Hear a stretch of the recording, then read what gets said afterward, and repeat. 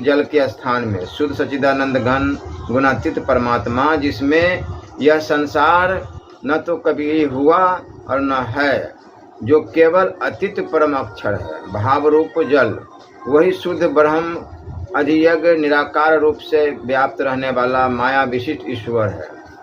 बादल अधिदेव, सबका प्राणाधार, हिरण्यगर्भ ब्रह्मा, 17 तत्वों के समूह को सूक्ष्म कहते हैं। इनमें प्राण प्रधान है, सबके प्राण मिलकर समष्टि प्राण हो जाते हैं। यह समष्टि प्राण परले में भी रहता है, महापरले में नहीं। यह 17 तत्वों का समूह हिरण्यगर्भ ब्रह्मा का सूक्ष्म शरीर है। जल की लाखों करोड़ों बूंदे, जगत के सब जीव, वर्षा, जीवों की क्रिया, जल के ओले या बर्फ, पंचभूतों की अत्यंत स्थूल सृष्टि। इस सृष्टि का स्वरूप इतना स्थूल और विनाशशील है कि जरा सा ताप लगते ही क्षण भर में ओलों के गलकर पानी हो जाने के सदृश तुरंत गल जाता है। यहाँ ताप ज्ञानाग्नि रूप वह प्रकाश है जिसके पैदा होते ही स्थूल सृष्टि रूपी ओले तुरंत गल जाते हैं।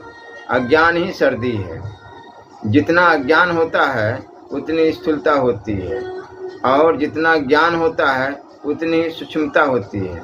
जो पदार्थ जितना भारी होता है वह उतना ही नीचे गिरता है, जितना हल्का होता है उतना ही ऊपर को उठता है। अज्ञान ही बोझा है। जल के अत्यंत स्थूल होने पर जब वह बर्फ बन जाता है तभी उसे नीचे गिरना पड़ता है। इसी प्रकार अज्ञान के बोझ से स्थूल हो जाने पर जीव को गिरना पड़ता है। ज्ञान रूपी ताप के प्राप्त होते ही संसार का बोझ उतर जाता है, और जैसे ताप से गलकर जल बनने पर और भी ताप प्राप्त होने से वह जल धुआं या भाप होकर ऊपर उड़ जाता है, वैसे जीव भी ऊपर उठ जाता है।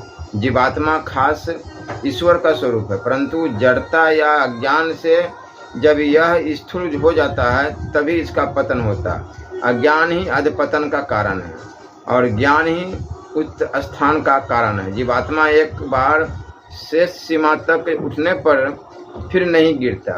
उसके ज्ञान में सब कुछ परमेश्वर ही हो जाता है। वास्तव में तत्व से है तो एक ही परमाणु, भाप, बादल, बूंद, ओले सब जल ही तो है। इस न्याय से सभी वस्तु एक ही परमात्म तत्व है। इसलिए भगवान चाहे जैसे चाहे, जब चाहे, जहाँ चाहे, जिस रूप से प्रकट हो जाते हैं। इस बात का ज्ञान होने पर साधक को सब जगह ईश्वर ही दिखते हैं। जल का तत्व समझ लेने पर सब जगह जल ही दिखता है। वही परमाणु में